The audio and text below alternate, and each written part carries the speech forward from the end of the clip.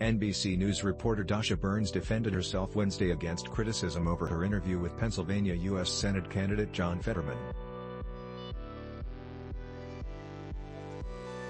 The interview was broadcast Tuesday on NBC Nightly News, largely focused on the Democrats' health 5 months after suffering a stroke.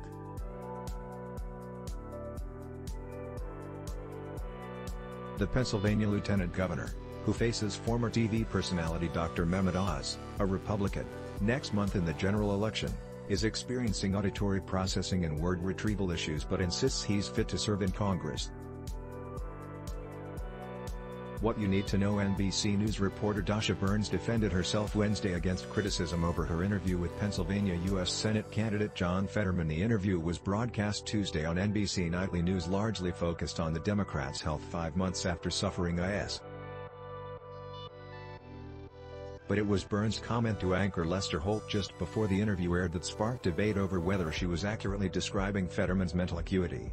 In small talk before the interview without captioning, "It wasn't clear he was understanding our conversation," Burns said. Rebecca Traister of New York Magazine and The Cut tweeted that she had recently interviewed Fetterman and found that his comprehension is not at all impaired.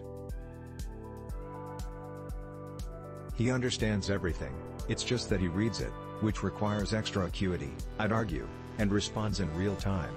Journalist and podcast host Kara Swisher wrote on Twitter, "Sorry to say, but I talked to John Fetterman for over an hour without stop or any aids, and this is just nonsense. Maybe this reporter is just bad at small talk."